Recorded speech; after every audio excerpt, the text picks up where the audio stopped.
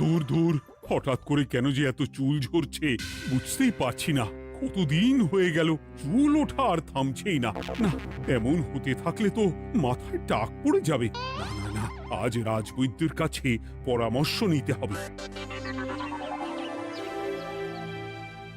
কি ব্যাপার মহারাজ, আজ আপনাকে এমন চিন্তিত দেখাচ্ছে কেন? জীবনে বড় দুঃখ গোপাল, মন মেজাজ একদম ভালো নেই। সে কি, কি হয়েছে মহারাজ?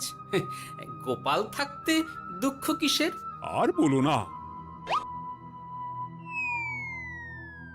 মাথার চুলগুলো আজকাল ঝড়ে পড়া পাতার মতো পটপট করে ঝরে যাচ্ছে।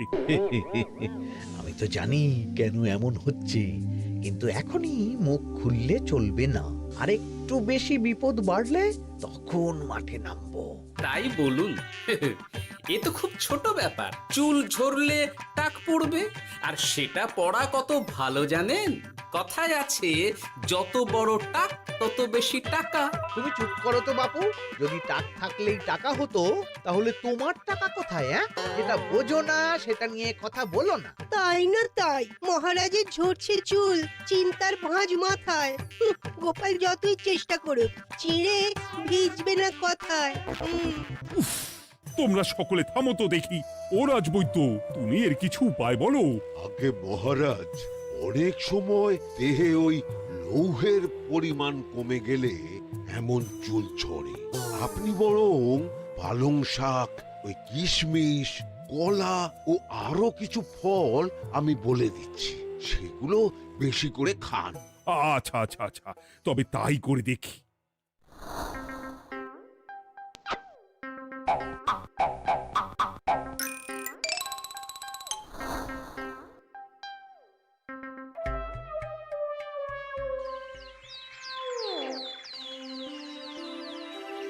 ও রাজবৈদ্য, তোমার কথা মতো শাক পাতা ফলমূল সবই তো খেলাম, চুল ঝরা বন্ধ তো হলোই না। তো জানতামই এমন হবে। কিন্তু মহারাজ, এমনটা তো হওয়ার কথা নয়। কিন্তু হচ্ছে তো। আরে আমার সাধের চুল, কোথায় চলে গেলি সব? এর জন্য তুমি দায়ী। তুমি এর জন্য শাস্তি পাবে বৈদ্য। আমাকে আমাকে ক্ষমা করে দিন মহারাজ, এমনটা হবে এ তো আমি ভাবতেই পারিনি। কিছু মনে করবেন না মহারাজ, ছোট মুখে বড় কথা বলছি, কিন্তু সত্যি এখানে রাজবৈদ্যর কোনো দোষ নেই। ওকে শাস্তি দেওয়াটা ঠিক হবে না মহারাজ। দেখেছেন মহারাজ, গোপালের সাহসটা দেখেছেন? আপনার মুখের উপর কথা বলছে। তা বলি, তুমি যখন এতই বোঝো, তাহলে নিজেই একটা আস্ত লোহা খেয়ে দেখো না, তোমার মাথায় চুল গজাচ্ছে কিনা। ঠিকই আছে, এসব মূর্খের মতো কথা কেবল আপনার থেকেই আশা করা যায় মন্ত্রী মশাই। মহারাজ, আপনি বিচক্ষণ মানুষ, আমার শুধু অনুরোধ, আরেকবার ভেবে দেখবেন। ঠিক আছে, রাজবৈদ্যকে আমি শাস্তি দেব না, কিন্তু সকলের জন্য আমার একটা ঘোষণা আছে। কি ঘোষণা? আমার এই কঠিন সমস্যা যে দূর করে দিতে পারবে, তাকে আমি বিশেষ পুরস্কারে ভূষিত করব।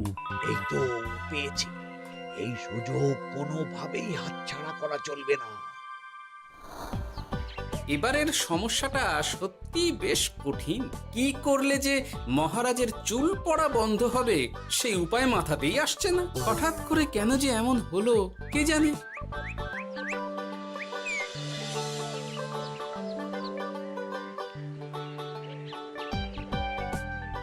ও মা, তুমি এসে গেছো? একটু বসো, আমি তেলটা মেখেই হাত ধুয়ে খাবারটা বাড়ছি। হ্যাঁ, সে ঠিক আছে, কিন্তু তুমি কিসের তেল মাখছো এটা? কি আবার মাথার চুলের তেল? এখানেও চুল, ওদিকে মহারাজেরও চুল ঝরে পড়া নিয়ে আমরা সবাই হিমশিম খাচ্ছি গিন্নি। আরে, মহারাজের অত সুন্দর কালো চুলগুলো ঝরে যাচ্ছে, এ তো ভারী দুঃখের কথা। সে আর বলতে, ওই জন্যেই তো আমি বাবা মাথায় এই জড়িবুটি তেল মাখি। এতে চুলের গোড়া শক্ত করে, চুলকে ভালো রাখে, নতুন চুল গজায় সব। হ্যাঁ। কি কি বললে? নতুন চুলও গজায়? সত্যি? হ্যাঁ। বাহ, তাহলে আর চিন্তা কি। আমাকে এই তেলটা একটু দিতে পারবে গিন্নি? মহারাজকে দিয়ে আসি। উনি বলেছেন যে ওনার সমস্যা দূর করতে পারবে তাকে উনি পুরস্কার দেবেন। ওমা, এই তাই নাকি? এই তো দারুণ ব্যাপার গো। নাও নাও নাও, তেলখানা নিয়ে মহারাজকে কাল দিয়ে এসো তাহলে। আর জানিয়ে দিও, দিনে 2 বার কিন্তু তেল মাখতেই হবে। হ্যাঁ, আচ্ছা ঠিক আছে।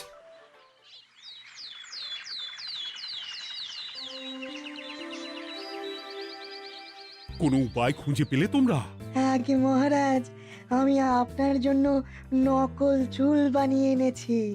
যতদিন আপনার চুল পড়া বন্ধ না হচ্ছে ততদিন আপনি এটা পরে ব্যবহার করতে পারেন। সে তো বুঝলাম, কিন্তু নকল চুল তো আর আসল চুলে জায়গা নিতে পারবে না বিজ্ঞানী। আসল চুলের কথা ভেবে আমি আপনার জন্য কেশুত্তে পাতা এনেছি মহারাজ। আচ্ছা বেশ। তা গোপাল, খুব তো আগের দিন বকবক করছিলে, তুমি কি এনেছো শুনি? সেটা যথাসময়ে দেখতে পেয়ে যাবেন মন্ত্রী মশাই। এটা জড়িবুটি তেল মহারাজ, আমি এটা আপনার জন্য এনেছি। এতে নতুন চুল গজায় আর চুলের স্বাস্থ্যও ভালো হয়। আমার গিন্নিও ব্যবহার করে এটি, তবে দিনে 2 বার করে মাখতে হবে, তাহলেই ভালো ফল পাবেন মহারাজ। বাবা, তাহলে তুমি কেন মাখো না? আচ্ছা, আপনার সমস্যাটা ঠিক কোথায় বলুন তো মন্ত্রী মশাই? মহারাজের জন্য কিছু আনলেও কথা শোনান, না আনলেও কথা শোনান। সত্যি তো মন্ত্রী, কেন তুমি সব সময় গোপালের পিছনে পড়ে থাকো বলো তো? এরা তো তাও সবাই কিছু না কিছু আমার কথা চিন্তা করে এনেছে, তুমি তো সেটাও করনি। না আসলে মহারাজ, আমিও ভাবছিলাম আপনার কথা, কিন্তু থাক, বুঝেছি। আহ, দারুণ। তেলের গন্ধটাও খুব সুন্দর। গোপাল, তোমায় অনেক ধন্যবাদ। আশা করছি ব্যবহার করলে খুব ভালো ফল দেবে। একদম দেবেই মহারাজ। দূর বাবা, ভেবেছিলাম এক হলো আর এক। কোথা দিয়ে যে গোপালটা মাঝখান দিয়ে এসে নাক গলিয়ে ঢুকে পড়ে, খুব শক্ত পুরস্কার নেওয়ার। দেখাচ্ছি মজা।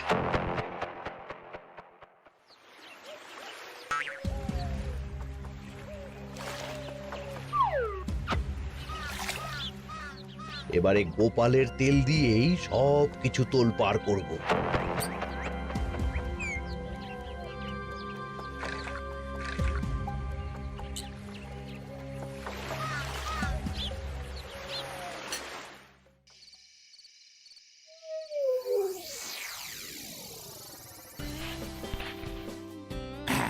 ব্যাস, হয়ে গেল 2 বার মাখা।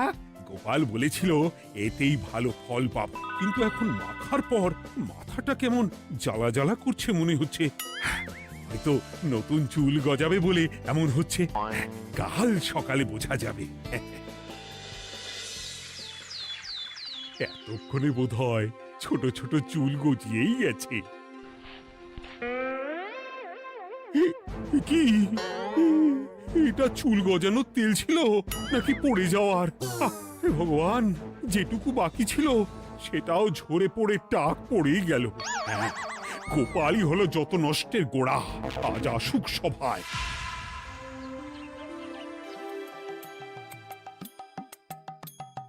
এই যে এখন এলেন উনি। ও কি মহারাজ, আপনি এমন কাপড় মাথায় জড়িয়ে বসে আছেন কেন? তুমি আর এমন প্রশ্ন জিজ্ঞাসা করো না গোপাল, তোমার দয়াতেই মহারাজের এমন অবস্থা। মানে? মানেটা আমি তোমায় দেখাচ্ছি, দাঁড়াও। এই যে গোপালের দেওয়া তেল মেখেই আমার এমন হয়েছে, আর তার জন্য আমি তোমাকে কোনোদিনও ক্ষমা করব না গোপাল। বিশ্বাস করুন মহারাজ, আমার গিন্নিও মাখে এই তেল, কিন্তু এমন কিছু তো এখনো পর্যন্ত ঘটেনি। আমি আর কিচ্ছু শুনতে চাই না। আমার মাথা ভর্তি চুল আমি ফেরত চাই। যতদিন না আমার মাথার সব চুল ফিরে আসছে ততদিন আমি তোমার মুখও দেখতে চাই না। মহারাজ, আপনার কোনো চিন্তা নেই, আমি তো আছি। এবার এই সমস্যার একটা সমাধান আমি করেই ছাড়বো। কি ব্যাপার, মন্ত্রী মশাই এত লাফাচ্ছে কেন? এসবের পেছনে আবার ওনার হাত নেই তো? না, ব্যাপারটা পরে দেখতে হচ্ছে।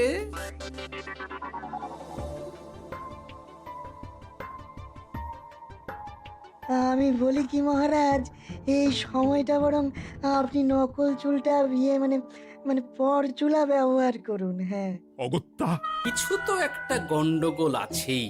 গিন্নিও তো রোজ মাথায় তেল মাখে, কই এমন তো হয় না। মন্ত্রী যদি কিছু করেও থাকে তাহলেও হাতে নাতে ধরবো কিভাবে? ও কি গো গোপাল দাদু, এখন এই সময় তুমি রাজসভা ছেড়ে এখানে? তোদের দাদু আর রাজসভায় যাবে না রে? কি বলছো গো? কেন? আর কেন, বিনা দোষে এমন শাস্তি। তোমায় শাস্তি দিয়েছে, তুমি শুধু বলো কে তোমার সাথে কি করেছে, বাকিটা আমরা বুঝে নিচ্ছি। আচ্ছা, আর বলছি কৃষ্ণনগরের মন্ত্রী মশাইয়ের বাড়িটা কোন দিকে একটু বলতে পারবেন? কৃষ্ণনগরে নতুন নাকি? আগে তো আপনাকে কখনো দেখেছি বলে মনে পড়ছে না। হ্যাঁ, আমি এখানে থাকি না, আমি এখানে আমার কাজে এসেছি, তাই মন্ত্রী মশাইয়ের বাড়ির ঠিকানাটা যদি একটু বলে দেন। নিশ্চয়ই, এ পথ দিয়ে সোজা চলে যান, তারপর কিছুটা ডান দিকে গেলেই পেয়ে যাবেন। আচ্ছা, অনেক ধন্যবাদ। ভিন গায়ের লোক মন্ত্রী মশাইয়ের বাড়িতে, ব্যাপারটা বেশ সন্দেহজনক লাগছে। এই এই গুলটে ন্যাপলা, তোরা তোরা দুজন একটু আড়াল থেকে দেখতো লোকটা মন্ত্রী মশাইয়ের বাড়িতে ঠিক কি জন্য এসেছে, তারপর আমায় খবর দিস। ঠিক আছে গোপাল দাদু। তোমার আবার এখানে আসার কি দরকার ছিল? আমি তো বলেছি যে আমি ঠিক গিয়ে তোমার পাওনা গন্ডা মিটিয়ে দেবো। মিটিয়ে দেবে? কতদিন হয়ে গেছে জানেন?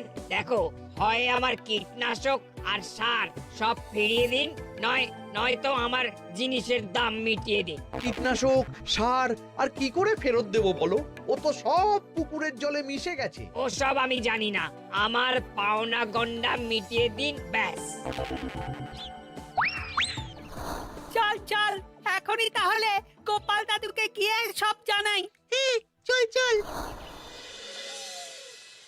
দাদু, ও গোপাল দাদু। তোরা এসে গেছিস? আয় আয় আয় আয় আয়। মন্ত্রী মশাইয়ের মুখ থেকে অনেক খবর পেলাম। তাই নাকি? কি শুনি? মন্ত্রী মশাই ওই লোকটার কাছ থেকে অনেক কীটনাশক সার নিয়েছে, কিন্তু এখনো জিনিসের দাম মেটায়নি। হ্যাঁ, ওই জন্যই তো মন্ত্রী মশাইয়ের উপর লোকটা খুব লেগেছিল, হুমকিও দিয়েছে 1 সপ্তাহের মধ্যে জিনিসের দাম সব মিটিয়ে দিতে হবে। তাই নাকি? কিন্তু কীটনাশক সার নিয়ে মন্ত্রী মশাই কি করবে? সেটা তো বলতে পারবো না দাদু। তবে হ্যাঁ, মন্ত্রী মশাই ওই লোকটাকে বলছিল যে ওই সব কীটনাশক সার পুকুরের জলে মিশে গেছে। কি বললি? পুকুরের জলে? আচ্ছা, এবার দুয়ে দুয়ে 4 করা গেল। অনেক ধন্যবাদ রে তোদের। বল বল, তোরা কি খাবি? কিচ্ছু লাগবে না গোপাল দাদু, তবে ভোলা বয়ের আর মিষ্টি খাওয়ালে। আচ্ছা আচ্ছা।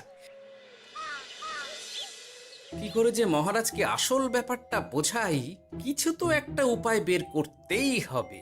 তা বলি বাবা, রাজসভায় যেতে হবে না বলে কি সারাদিন এইভাবেই শয়নে শয়নে দিন কাটাবেন বাবা? হ্যাঁ, উপায় পেয়ে গেছি। বুঝলে গিন্নি, আমাকে একটা জায়গায় যেতে হবে, বুঝলে? তারপর ওখানে যদি কাজ হয় তাহলে আগামীকাল রাজসভায় আমি যাব। কিন্তু তুমি যে বলেছিলে তোমার এখন ছুটি। হ্যাঁ, কি আর করি বলো, গুরুত্বপূর্ণ একটা কাজ, তাই যেতেই হবে। আচ্ছা যাও। ওই গো বিজ্ঞানী, আরে গোপাল যে, বলো। এই এই যে বিজ্ঞানী, একটা বিশেষ দরকারে তোমার কাছে এলাম, বুঝলে? হ্যাঁ, বলোই না। আচ্ছা, এই দূষিত জলকে কিভাবে আবার পরিশুদ্ধ করে বলতে পারবে? কেন পারবো না? জলের মধ্যে একটু চুন আর ফটকিরি দিয়ে দিলেই জল আবার দূষণমুক্ত হয়ে যাবে। তবে ওগুলো দেওয়ার পর কিছুদিন সেই জলকে ব্যবহার করা বন্ধ রাখতে হয়। হ্যাঁ। আচ্ছা আচ্ছা, অনেক ধন্যবাদ, আসি তাহলে। হ্যাঁ,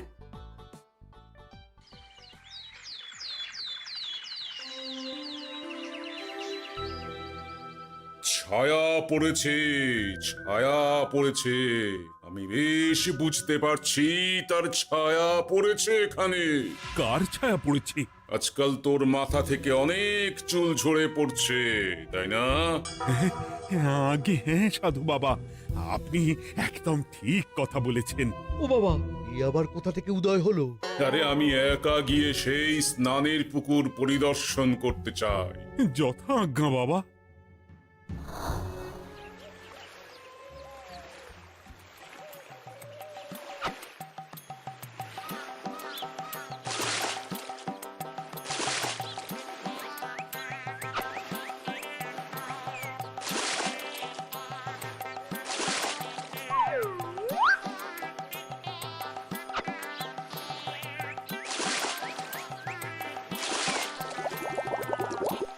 যাক বাবা, মোটামুটি সপ্তাহখানেক এভাবে থাকলেই পুকুরের জল আবার আগের মতো পরিষ্কার হয়ে যাবে। এবার শুধু মহারাজকে একটু বুঝিয়ে বললেই হয়ে যাবে।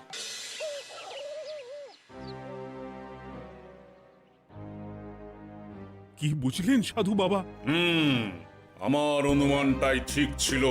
পুকুরের জলে কালো ছায়া পড়েছে, কুদৃষ্টি পড়েছে, তাই এমন হচ্ছে।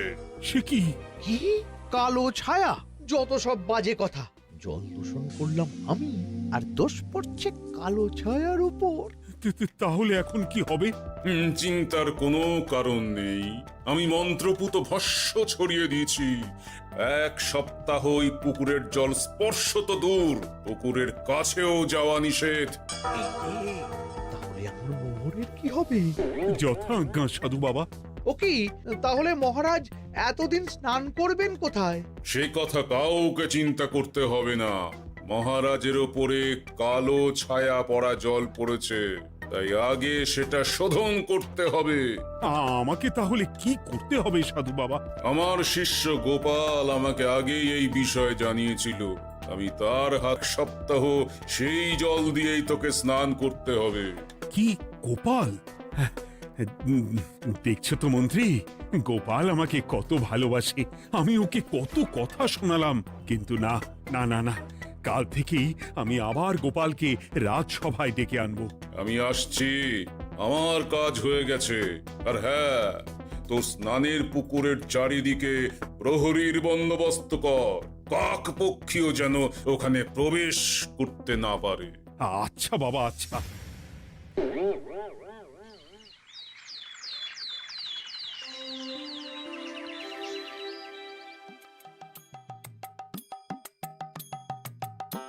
গোপাল, তোমাকে আবার এখানে দেখতে পেয়ে আমার খুব ভালো লাগছে। তোমার গুরুদেব গতকাল এসেছিলেন, কিছু মনে করো না।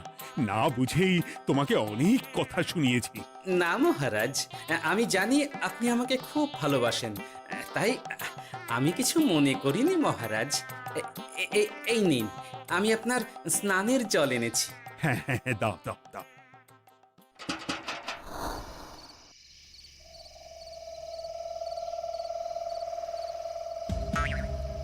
ও বাবা, পুকুরের কাছে যে গিয়ে দেখবো সে উপায় নেই। চারপাশে প্রহরীতে ভর্তি, তাহলে কি সত্যি সত্যি কালো ছায়া পড়েছে? ভালোই হলো, পাওনাদারকে বলে দেবো কীটনাশকটা জালি ছিল। হি হি।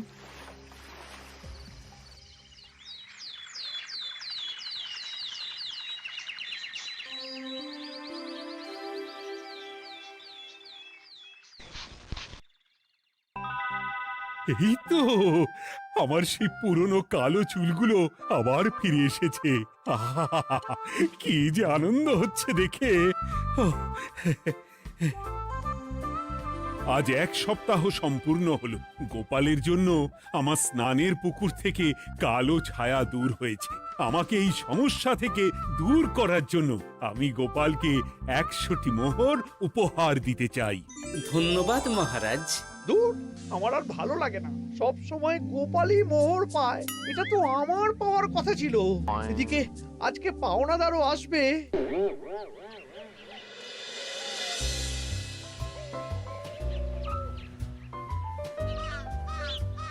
গোপাল দাদু, ওই লোকটা এসে গেছে। আচ্ছা, আসছি। এটা তো মন্ত্রীর বাড়ির দিকে রাস্তা। আমরা তাহলে ওদিকে কেন যাচ্ছি গোপাল? আপনার পুকুরের আসল রহস্যটা কি সেটা আপনি জানবেন না মহারাজ? মানে? নিজের চোখেই দেখুন, তাহলে বুঝতে পারবেন। আর একটু সময় দাও আমায় ভাই, এমনিতেও তোমার কীটনাশক কোনো কাজের নয়। কি এখন এসব কথা? আর একদিনও সময় দিতে পারছি না। একটু বোঝো, একটু। সব আমি মহারাজের পুকুরের জলে মিশিয়ে দিয়েছি। মন্ত্রী, তুমি তাহলে সেই কালো ছায়া? মহারাজ, আপনার পর্দা ফাঁস হয়ে গেছে মন্ত্রী মশাই। তুমি তাহলে সবটা জানতে? একদম প্রথম থেকে। রে, খুব জোর ফেঁসেছি। এদিকে পাওনাদার, ওদিকে মহারাজ, এখান থেকে কেটে পড়তে হবে। গন্ডগোল করে আবার পালানো হচ্ছে তবে রে। বলো, কেন করেছিলে? মহারাজ, আমি ভেবেছিলাম আপনার সব চুল উঠে গেলে আমি আপনার কাছ থেকে চুল গজানোর ওষুধ দেওয়ার নামে অনেক টাকা লুটবো। কিন্তু সেই ভাবনা ভাবনাই থেকে গেল, সেগুড়ে যে বালি হয়ে গেল। ভাবা যায় চুলের জন্য চুলো চুলি, হ্যাঁ?